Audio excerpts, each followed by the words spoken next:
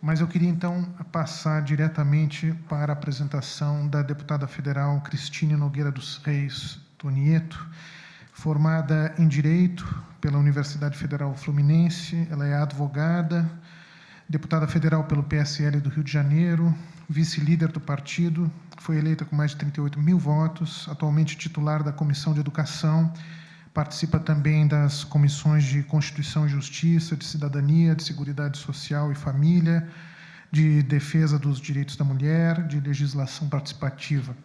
Então, sem mais, eu passaria então a palavra à deputada Tonieto, por favor. Muito bom dia a todos.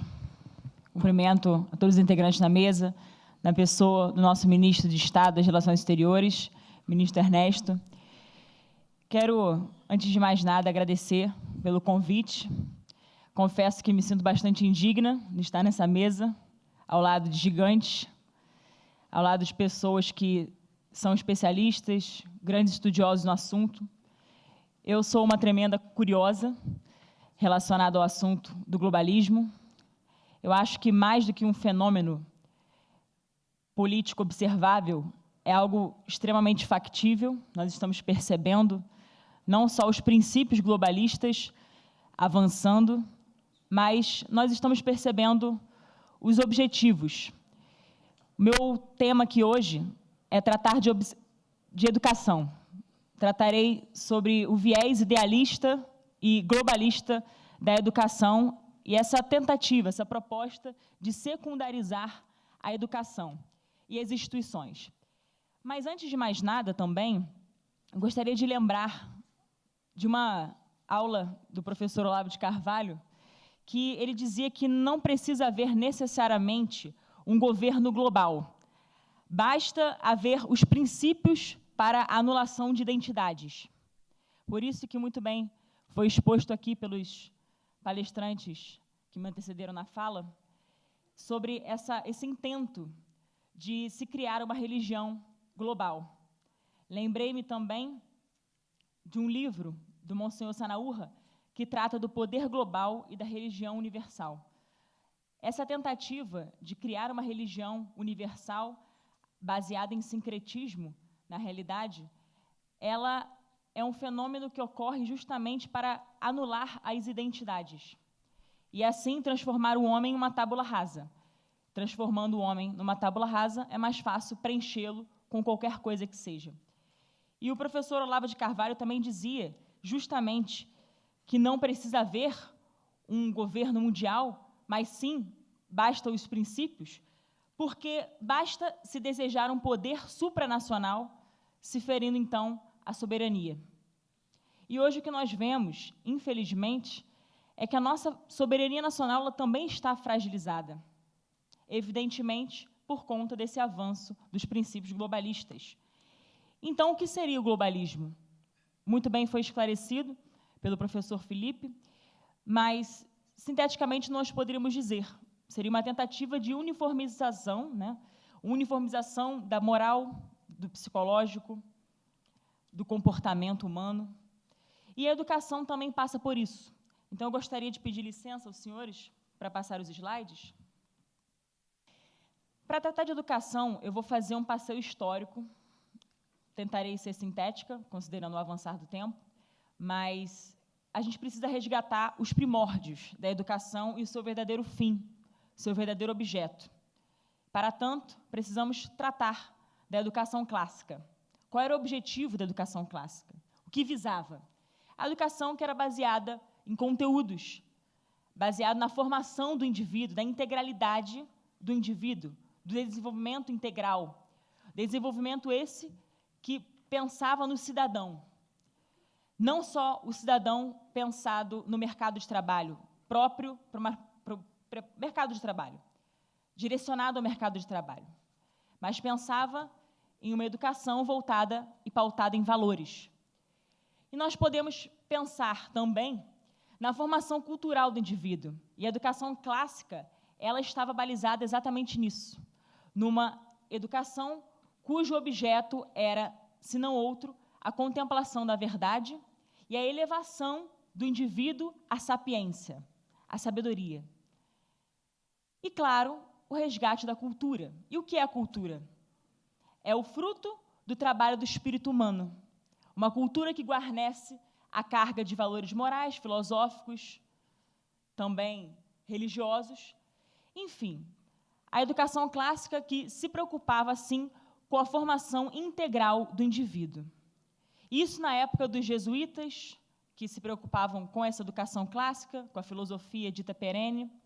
Mas nós vamos ver no que se transformou a educação e como que o globalismo está interferindo diretamente e frontalmente nessa educação. Então, dentro desse passeio histórico que vamos fazer rapidamente, vamos resgatar a trajetória da educação no Brasil. Primeiro, nós temos a educação segundo o método dos jesuítas. Os jesuítas que se preocupavam com a catequização dos índios, com a educação dos índios.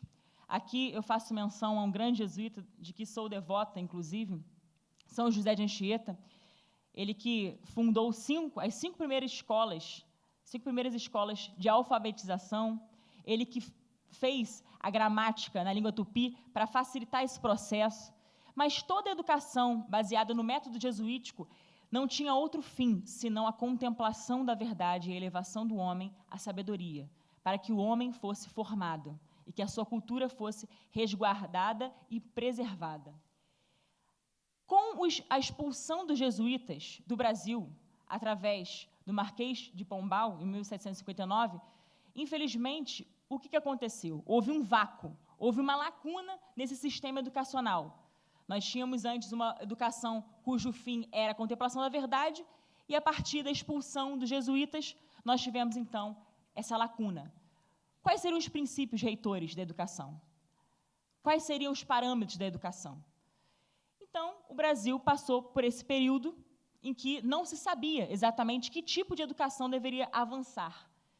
E com a chegada de Dom João VI, evidentemente, com as invasões napoleônicas, houve a chegada da família real, e com Dom João VI, e nós tivemos, então, a abertura de faculdades, de cursos, mas cursos esses que eram voltados, por exemplo, para a engenharia, para o curso de direito, mas não necessariamente baseado na filosofia, não se tinha ainda um estudo filosófico e teológico para resgatar o método jesuítico. Houve essa preocupação de se trazer faculdade, principalmente no âmbito da medicina, da engenharia e também das ciências exatas. Sem prejuízo, nós tivemos aqui a abertura da imprensa, que favoreceu o acesso aos livros, a imprensa que facilitou a edição de livros e o acesso ao conteúdo, de modo geral. Também gosto de lembrar da fundação do Colégio Pedro II. Se nós olharmos o antes e depois do Colégio Pedro II, nós chegaremos à seguinte conclusão: a degradação, infelizmente, moral e também o declínio da educação. A fundação do Colégio Pedro II, que, na ocasião, já posteriormente, a vinda de Dom João VI, nós vimos um colégio que era referência, era um colégio de renome, era um colégio renomado. Enfim, então esse era o avanço da educação no Brasil. Posteriormente, estou passando de forma rápida e sintética, porque não me proponho aqui a me delongar muito na trajetória, mas acho importante passar por isso. Depois, com a proclamação da República, nós tivemos, então, a criação do Ministério da Educação. Aqui que começa a parte, eu diria, não essencial ainda, porque nós não chegamos ainda no objeto central dessa exposição, mas aqui nós começaremos a entender os intentos pela centralização da educação e como que o globalismo ele vai começar a ser pavimentado, a pavimentação do caminho para chegar ao globalismo. Com esse John Dewey, que é um hegeliano, que ele foi o primeiro a questionar o fim da educação. Antes nós tínhamos o fim da educação, como reiteradamente tenho dito, o objeto da educação sempre foi a contemplação da verdade e a elevação da sabedoria, a sabedoria. E John Dewey contestou esse fim, dizendo que o homem, então, deveria se preocupar com o mercado de trabalho. Deveria ele, então, se preocupar com esta finalidade, o desenvolvimento para o meio de produção, para trabalhar, e não mais pensando na contemplação da verdade. Então, nós percebemos, por um viés hegeliano, já que ele era um hegeliano, que o ser humano ele estava se transformando em alguém que deveria servir ao Estado. Posteriormente, nós tivemos aqui no Brasil Anísio Teixeira, que é discípulo de John Dewey. E Anísio Teixeira veio na mesma toada, se preocupando com as habilidades, com as competências, se preocupando em mudar o objeto da educação, em transformar o objeto da educação em algo completamente tecnocrático também. Também ele redigiu o Manifesto dos Pioneiros, visando a educação como adaptação do meio social, e ali nós vimos como que a educação ela foi se distanciando do seu objeto primordial, do seu fim, o fim para o qual ela deveria existir. Mais para frente, nós tivemos Getúlio Vargas, que já trouxe alguns incrementos para a centralização da educação, e mais para frente, a Lei de Diretrizes e Bases, de 1961, que foi editada e foi sancionada pelo João Goulart. Porém, essa Lei de Diretrizes e Bases, na verdade, ela também já estava pavimentando um caminho.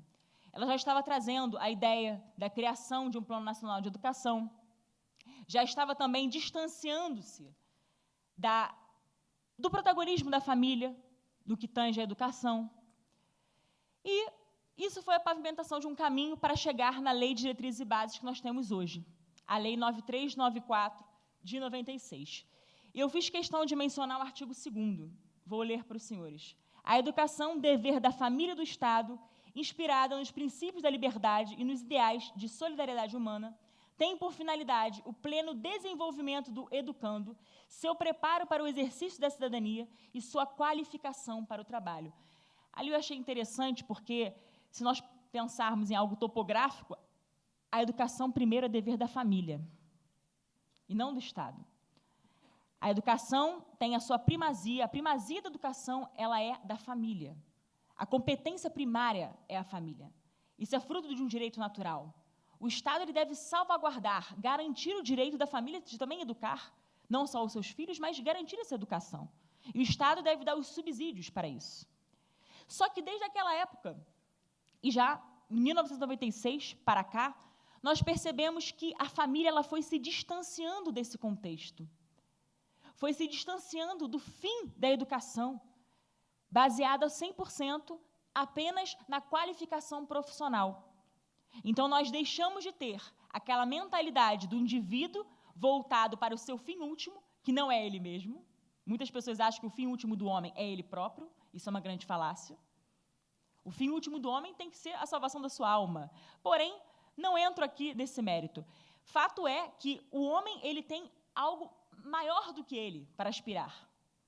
O homem ele precisa buscar essa contemplação da verdade, ele precisa buscar a sabedoria, e não ele se anular ou então mudar a sua identidade, perder o seu espírito, a sua essência humana, que é o que nós estamos percebendo. E com o avanço deste viés, nós vimos que o homem apenas foi direcionado para o mercado de trabalho, baseado em competências e habilidades. E a Lei de Diretrizes e Bases ela veio nessa toada. Mais adiante, nós temos a BNCC, a Base Nacional Comum Curricular, que veio com caráter altamente centralizador, centralizar a educação nas mãos do governo federal. E, por sua vez, veio com uma ferramenta política, sim.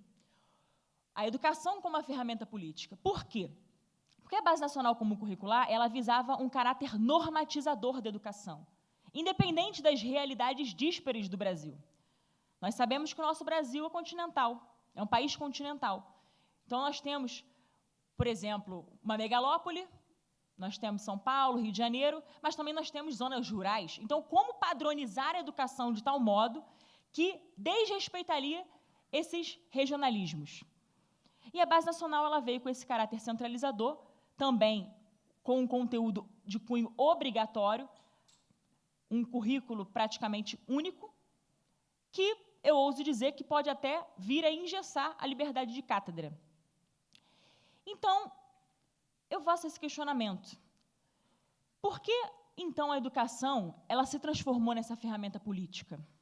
E o que tem o globalismo a ver com isso? Será que a BNCC, eu fui uma crítica, sinceramente falando, eu sei que ela já está implantada, mas eu, particularmente falando, fui uma crítica, eu estive em diversas audiências públicas que tratavam do tema, na época, em 2014, 2015, salvo melhor juízo, e eu fui uma crítica da BNCC porque, para mim, a BNCC ela também fere a própria Constituição Federal. E também, mais ainda, ela afasta as famílias desse contexto do protagonismo da educação. Então, os pais eles não têm que se preocupar com a educação que seus filhos têm em sala de aula, mas se os filhos terão um currículo único, um conteúdo normatizado, padronizado dentro de sala de aula, onde ficam as instituições primárias? Onde ficam as instituições primárias? Como, por exemplo, a família. Eu fui uma crítica por isso. A Constituição Federal, por exemplo, ela trata do princípio, o direito universal à educação. Todos têm direito à educação, isso é um fato. Mas a família também a Constituição também diz, no artigo 226, que a família é a base da sociedade. Portanto, a família precede o Estado. Então, não pode, dentro desse contexto, nem o Estado e nem ninguém querer afastar, eximir a família deste processo de formação do próprio indivíduo. Por isso é que eu fui uma crítica da BNCC, que, embora seja implantada, nós temos que prestar muita atenção, porque nós não podemos alijar as famílias deste processo.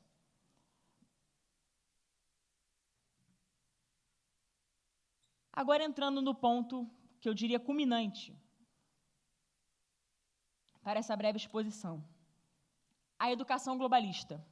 Nós passamos por uma trajetória de educação, como que a educação ela foi sendo formada e forjada no Brasil, desde a época dos jesuítas, com o seu fim sendo modificado, e agora nós temos, então, a educação globalista. E, para tanto, eu resgatei as palavras de Kingsley Davis, em que, no seu livro, A Sociedade Humana, ele mostra o que são as instituições primárias e as instituições secundárias. De uma forma bastante sintética, as instituições primárias, ela significa dizer o quê? Que o indivíduo, ele vale por aquilo que ele é, e não aquilo pelo que ele faz. Por exemplo, a família. A própria igreja, as famílias, são instituições primárias. Nós valemos por aquilo que somos. Por exemplo, se eu vier a envelhecer, claro que eu virei a envelhecer, eu envelhecendo, a minha mãe, meu pai, enfim, meu marido, eles não vão me descartar, porque eu vou valer aquilo que eu sou. Eu estou valendo aquilo que eu sou. Eu não serei alguém descartável, independente da minha idade, independente de qualquer coisa. Isso guarnece as instituições primárias. Já as instituições secundárias, baseadas em Kingsley Davis, um grande, na verdade, sociólogo americano, então, estou apenas parafraseando, as instituições secundárias, por outro lado, o indivíduo, ele vale pelo aquilo que ele produz. Então, se ele não produzir um significado, se ele não produzir um resultado, ele pode ser descartado. Basicamente, é como se nós fôssemos um número. Para o Estado mesmo, nós podemos dizer que é uma instituição secundária. Por quê? Porque nós valemos o quê? Nós somos um número. Nós estamos apenas nas estatísticas. O Felipe falava da questão da obsolescência. Eu estava refletindo, se nós lembrarmos aqui, por exemplo, o iPhone. Isso aqui é um iPhone, salvo engano, é o 6. Um dia, na verdade, breve, ele vai se tornar em algo obsoleto. Nós temos a obsolescência programada. Por quê? Porque é aquilo que vale durante um período determinado, não por aquilo que é. Mesma coisa o indivíduo, relacionado à instituição secundária. Para o Estado, nós somos apenas um número, mas devemos, então, produzir resultados. Nós devemos estar inseridos dentro do contexto de mercado de trabalho. A própria lógica do Estado visa isso, para que o homem seja formado para a sua qualificação profissional, para que o homem possa servir ao Estado, e não que o Estado garanta os direitos e subsídios para aquele homem. Então, nós temos uma lógica que eu diria invertida. Por que eu digo lógica invertida? Porque o Estado, ele, sinceramente, ele deve servir ao Estado. A pessoa, o indivíduo, perdão, ele deve servir ao Estado. Ele deve ter seu valor medido tão somente para esse fim, pelo que ele produz, não pelo que ele é. Então, nós estamos vendo o avanço da secundarização das instituições. E nós temos, por exemplo, entre Estado e indivíduo, nós temos as instituições intermediárias. Agora, nós não podemos fazer com que o indivíduo ele sirva ao Estado e a família seja relegada. E os princípios globalistas, eles estão exatamente nesse campo semântico. Nós temos, então, uma modificação, uma mudança nesse objeto. Uma mudança não só no objeto da educação, mas no próprio fim último do homem. É um homem que antes, na época dos jesuítas, por exemplo, fazendo essa trajetória, essa retrospectiva, ele era baseado nas virtudes. A família, que, de fato, é o berço das virtudes, é onde nós aprendemos, inclusive, a respeitar as autoridades. Famílias pautadas em virtudes, em valores, na transmissão de valores. Agora, o que nós temos hoje? Nós temos famílias, infelizmente, que não estão voltadas mais para virtude, para valores, mas estão adotando um corporativismo nas próprias instituições. Nós estamos vendo uma corporativização das famílias. Nós estamos vendo famílias preocupadas única e exclusivamente com o que nós podemos ser no futuro, independente do que nós somos de fato. Parece apenas uma filosofia, parece apenas uma teoria da conspiração, mas é importante nós entronizarmos, nós percebemos o antes e o depois. Nós não precisamos ir muito longe. Se nós olhamos para as gerações anteriores à nossa, se nós olharmos para algumas gerações anteriores à nossa, quando eu olho, por exemplo, para a geração da minha avó, e quando eu olho para a geração do meu irmão, a gente já percebe um declínio. Não só um grau de degradação moral da sociedade, eu diria até uma queda livre que está acontecendo até em termos de valores e princípios. Isso é algo que, salvo engano, eu acredito ser unânime aqui entre nós.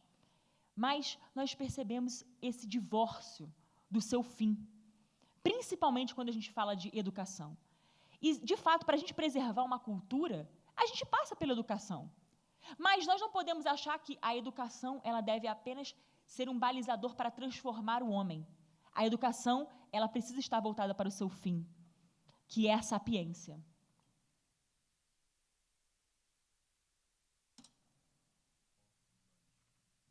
E avançando nessa discussão, só resgatando da onde tudo começou também, eu puxei um modelo do Common Core Standard, ou seja, a preocupação com o indivíduo apenas com as suas habilidades e competências.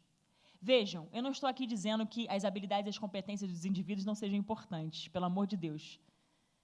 Seria leviandade dizer isso. Claro que nós devemos nos preocupar com habilidades e competências, mas nós temos que tomar muito cuidado, porque nós não podemos ser medidos por isso. Nós não podemos apenas ter o significado de números. E se eu não produzo, então eu sou descartada desse meio. E a educação ela se transformou nessa ferramenta. Por isso que disse há pouco que a educação ela se transformou numa ferramenta política. E o Common Core ele já tratava disso. Na verdade, esse modelo tratava de uma educação voltada tão somente para essas habilidades. E aqui eu falo, parafraseando este livro que eu recomendo fortemente, essa bibliografia, como as corporações globais querem usar as escolas para moldar o homem para o mercado. Joel Spring, esse livro particularmente falando, ele me abriu muito a mente, como eu disse, sou uma curiosa no assunto, gosto muito de estudar esses temas e fazer essa retrospectiva, essa análise crítica, inclusive, sobre o que tem se transformado a educação e como que os princípios globalistas estão totalmente voltados para a educação. E a educação sendo um meio para atingir um fim de fundações. Corporações internacionais, entidades internacionais, organismos internacionais, fundações internacionais preocupadas com a economização da educação. Por isso eu citei esse exemplo do modelo Common Core. Avançando um pouco mais, segundo Max Horkheim, ele tem um livro chamado Autoridade de Família, em que ele trata da cultura. E mais ainda, ele trata daquele modelo de que a família ela não mais deve se preocupar em fazer com que o indivíduo respeite a autoridade. Por isso ele diz, a cultura reproduz a submissão do homem à autoridade, portanto, é má e deve ser destruída. Max Horkheim, neste livro, Autoridade de Família, já diz sobre a destituição da autoridade que deve acontecer na família. Se nós aprendemos a respeitar a autoridade na família, então, se eu não quero que a família seja respeitada, eu preciso destruí-la. Essa é a ferramenta, é a gênese do pensamento de Max Horkheim, que vai favorecer, sim, esse estudo e mais. Vai favorecer o globalismo na educação, a educação globalista. Porque nós vamos, mais uma vez, com perdão da expressão, jogar a família para o escanteio. Já que a família, que é o cerne de tudo, é ali que ocorre a transmissão de valores da própria cultura, se ali não se preocupa com guarnecer a autoridade, então vamos jogá-la para o escanteio. Vamos mudar, vamos substituir a família pelo Estado, vamos colocar o Estado no lugar da família, para que o Estado assuma o papel, inclusive, da educação do indivíduo. Então, a família, mais uma vez, ela é relegada a segundo plano. Sobre a mudança de lógica do sistema educacional, aqui neste livro, que eu acabei de citar, ele mostra sobre a própria mecanização. O ministro Ernesto já citou, e o professor Felipe também, não quero me delongar sobre isso, porque eles mesmos já trataram do tema, do viés tecnocrático e mais, dessa economização da educação. Então, na verdade, a família, a escola, ela está sendo transformada nada menos do que uma empresa, uma lógica empresarial. O que tem que ser a escola? O que é a escola, de fato? A escola precisa ser uma parceira da família. Como eu disse, a primazia da educação é da família. E a escola precisa ser parceira da família. Agora, não substituindo a família como tem acontecido. E exatamente nesta dinâmica de tentar substituir a família, colocando o Estado no lugar, que a lógica globalista vem entrando. É exatamente nesta toada que os princípios globalistas de substituição, eles vêm entrando e vêm se consolidando.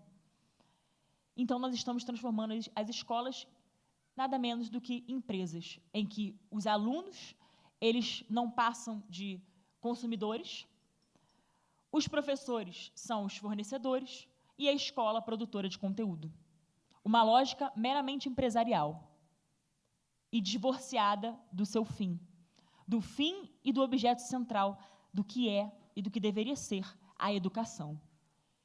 De acordo com Gary Becker, no livro Capital Humano, eu até tenho aqui citado, a escolarização é um investimento em capital humano com vistas à taxa monetária do retorno ao ensino superior e ao ensino médio. Portanto, nós, na verdade, a própria escola, não só os indivíduos, mas a própria escola, ela foi sendo produzida capital humano.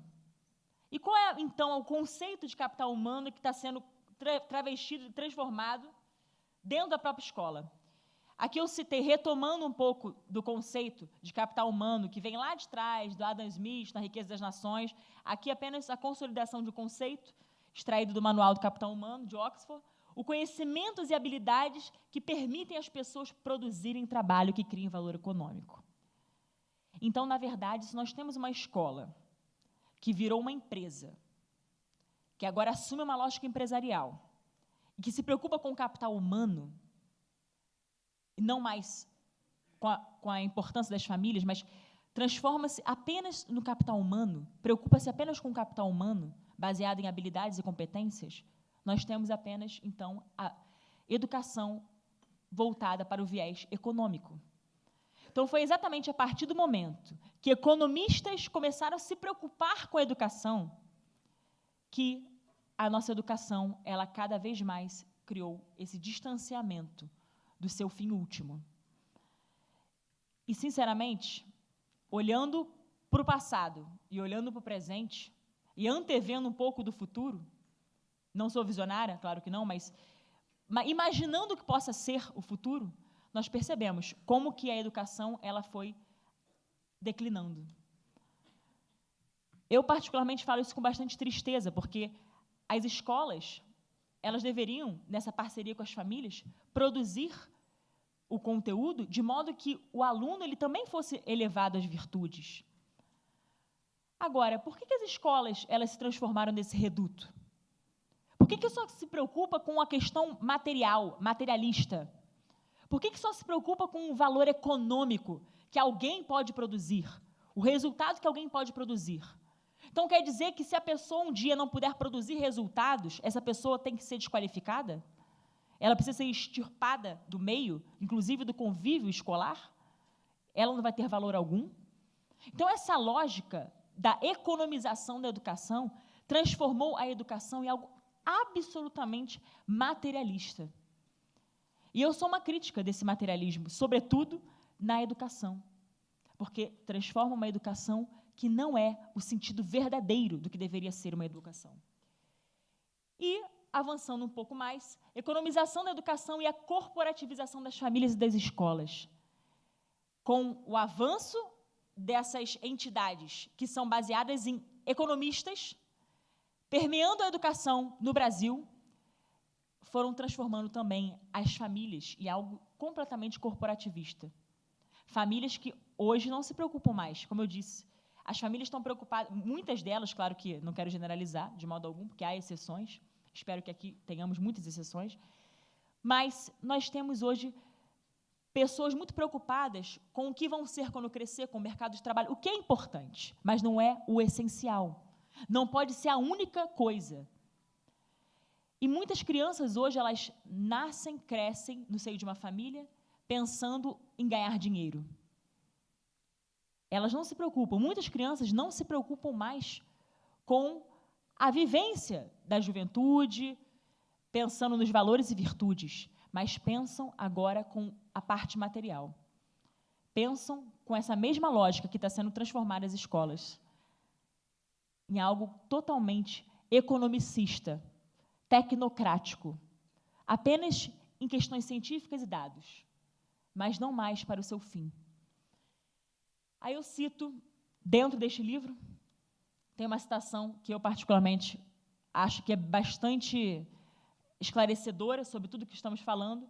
Os objetivos da educação economizada resultam na corporativização do futuro trabalhador, através da tentativa da moldagem do seu caráter, do seu conhecimento e das habilidades, para que assim supra as necessidades do mercado, do trabalho mundial e os desejos de corporações internacionais. Para quase caminhar para o fim, claro que tentei ser o mais sintética possível. Eu acho que se nós fôssemos digredir um pouco mais, daria até para ficarmos aqui altas horas, porque esse assunto é um tema bastante importante. A gente precisa enfrentar a problemática da educação, e mais, o sistema educacional brasileiro. E o que eu percebo é que, como o Felipe já falava, muitas pessoas consideram, por exemplo, o globalismo como uma teoria da conspiração. Eu gostaria muito que fosse. Mas, infelizmente, nós percebemos como algo concreto, factível, que está se alastrando. Eu digo, eventualmente, que o inimigo agora é outro, como Tropa de Elite 2, né? O inimigo agora é outro. Antes, nós nos preocupávamos muito com a doutrinação nas escolas, inclusive com a questão marxista nas escolas, etc. e tal. Mas, hoje, nós temos um inimigo oculto, disfarçado, que é exatamente o globalismo e os princípios globalistas. E que, pensando numa realidade macro, fere a nossa própria preservação da soberania nacional. E, em relação à Unesco, a Unesco é um braço educacional da ONU, é um dos tentáculos da ONU. E, para consolidar tudo aquilo que nós falamos, para vermos o anteparo na realidade, eles mesmos não escondem o objetivo que eles têm. A própria Unesco, em um dos seus célebres documentos, que ali eu cito, a própria Unesco não esconde o que ela realmente intenta. Eu vou apenas citar, acredito que todos estejam conseguindo ler, mas a parte que eu coloquei no negrito e sublinhei. Especificamente, é seu programa educacional que pode enfatizar a necessidade de uma união política mundial e familiarizar todos os povos com as implicações da transferência da soberania plena das nações separadas para uma organização mundial. Aqui nós temos, então, o clímax. Nós vemos o braço educacional da ONU, mostrando a que veio. Aqui nós temos o princípio globalista central na educação. Por isso que ele cita a questão do programa educacional para enfatizar e mais, para formar uma política mundial e educacional. Padronização da educação. Quando eu falei sobre a BNCC e eu disse sobre o risco, o problema de centralizar a educação, em caráter definitivo, inclusive, nas mãos do governo federal, é exatamente por conta da facilitação deste processo globalista e que distancia-se cada vez mais do seu fim. E, para finalizar,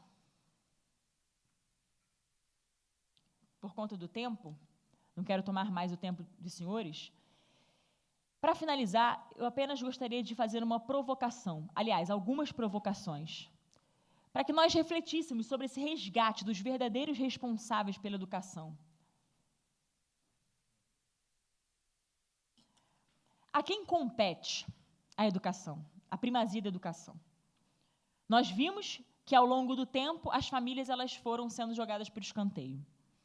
As famílias que são as protagonistas da educação, elas foram sendo colocadas de lado, para que outros agentes, outros atores políticos, inclusive, assumissem esse papel, assumissem esse protagonismo.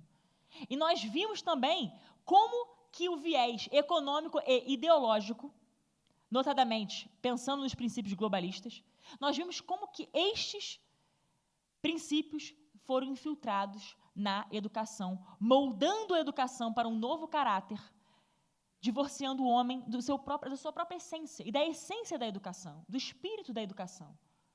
Uma educação voltada para o mercado. Por isso é que o título do livro é Como as corporações globais querem usar as escolas, por isso que instrumentalizam as escolas, para moldar o homem para o mercado de trabalho. Antes, aliás, outrora, quando nós falávamos dos jesuítas, nós tínhamos uma educação elevada, com o espírito humano elevado, uma educação pautada 100% em valores e princípios. E com esse declínio, e hoje com a assunção, com o advento da educação globalista, nós vemos como que as fundações internacionais globalistas servem a esta finalidade para destruir o objeto da educação, modificar o objeto da educação, inclusive entregando um novo produto, nessa lógica empresarial de escola, transformando escolas em empresas. Então, se nós estamos transformando escolas em empresas, nós não temos como nos preocupar. Aliás, nós só perceberemos como que as instituições estão sendo secundarizadas. E as instituições primárias, como a família, está sendo completamente, não só degradada, mas está sendo olvidada.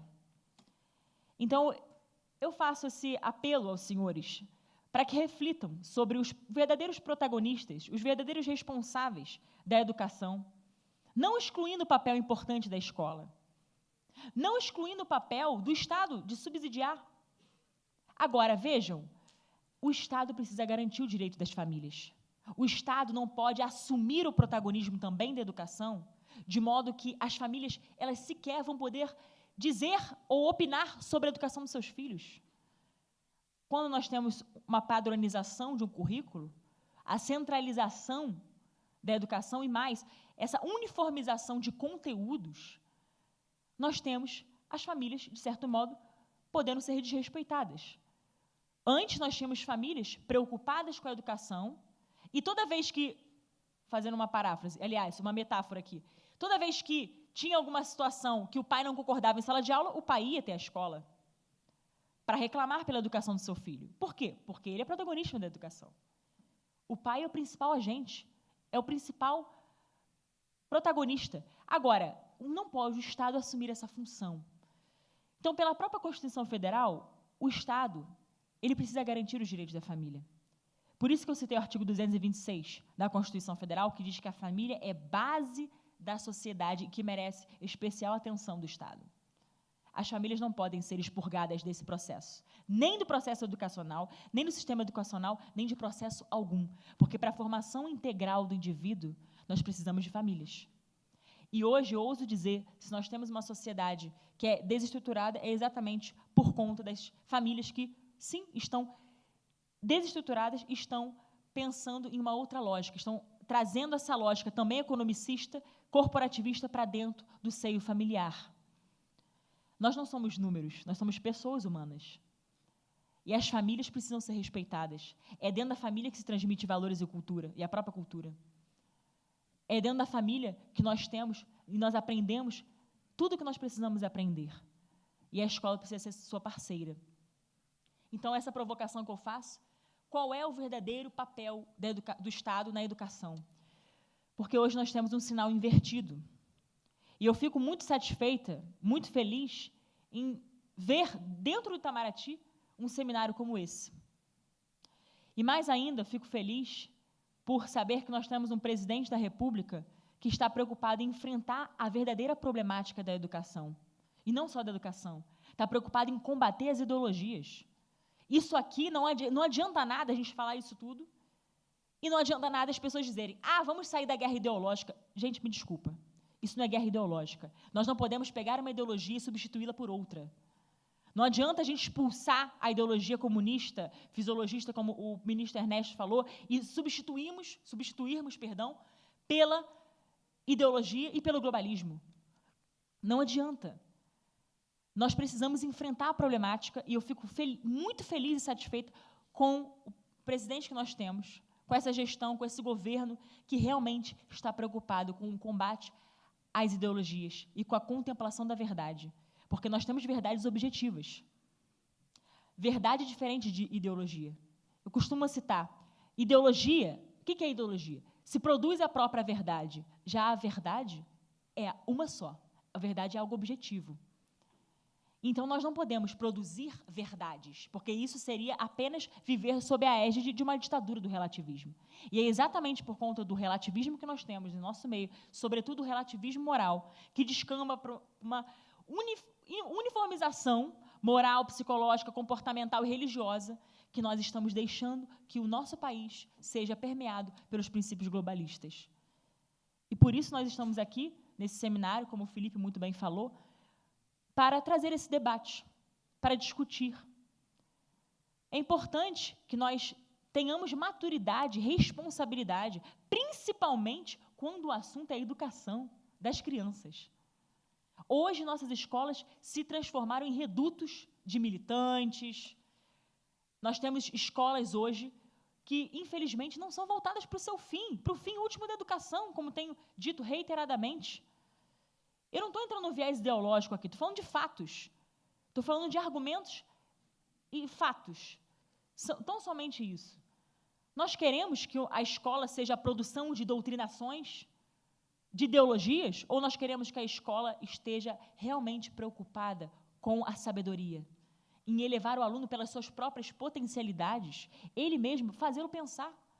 Não adianta querer engessar o aluno e colocar a sua mentalidade sobre o aluno. O aluno ele pode pensar por si mesmo, e ele precisa ser elevado para isso. E assim, ser elevado para a contemplação da verdade, que é o fim último da educação, como tenho dito.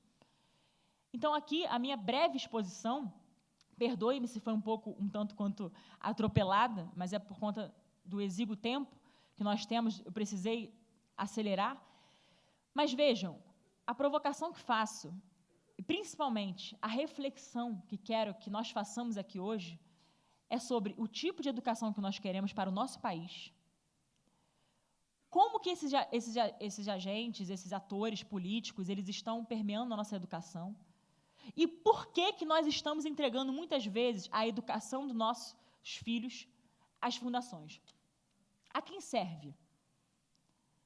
A quem serve, por exemplo, os princípios globalistas na educação, a educação globalista? Quem está ganhando com isso? As fundações internacionais, esses agentes. E assim vai minando não só a identidade, como falava no início, mas a própria ideia de soberania. Então, a gente vai secundarizando as instituições e tornando as instituições primárias em algo completamente descartável, em algo que deve ser esquecido. Nós vamos esquecendo das instituições primárias. aquelas que, inclusive, formam a própria sociedade. Porque a família, ela é a célula máter da sociedade. A família, ela é o núcleo. Não existe sociedade sem família, não existe nem Estado sem família. A família precede o Estado. A família forma a sociedade, que, por sua vez, há necessidade de um Estado para regulamentar os direitos e assim por diante. Então, façamos essa reflexão. E aqui eu agradeço imensamente, não só pela atenção e pela paciência dos senhores em ouvir essa breve exposição, agradeço o convite, agradeço em especial o ministro Ernesto Araújo, e agradeço também porque eu sou eterno aprendiz, e com os senhores eu tenho aprendido muito, não só sobre essa temática, mas tantas outras. E é importante nós enfrentarmos e combatermos o bom combate. E que bom que esse governo está aberto a isso, a combater esse bom combate.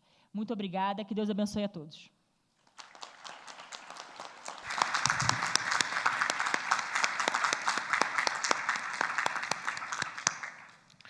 Muito obrigado, deputada, pela excelente apresentação.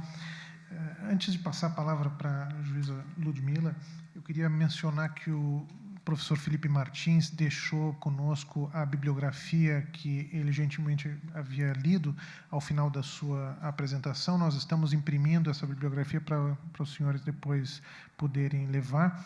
Obviamente, colocaremos também depois nos vídeos que produziremos sobre o evento. O vídeo dele, espero, possa ser publicado nos próximos dias, e aí colocaremos abaixo também essa bibliografia.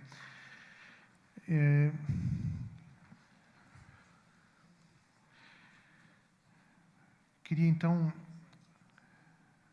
passar para a palavra para a juíza de direito Ludmila Lins Grilo. Ela é nascida no Rio de Janeiro, formada em Direito pela Universidade Federal do Rio de Janeiro, pós-graduada em Direito Público pela Universidade Católica de Petrópolis, formada pela Escola de Altos Estudos em Ciências Criminais de São Paulo. Por mais de 10 anos, de 2002 a 2013, ela trabalhou no Ministério Público do Estado do Rio de Janeiro. É juíza de Direito em Minas Gerais desde 2013. Exerce as suas funções atualmente na comarca de Botelhos, no sul de Minas Gerais.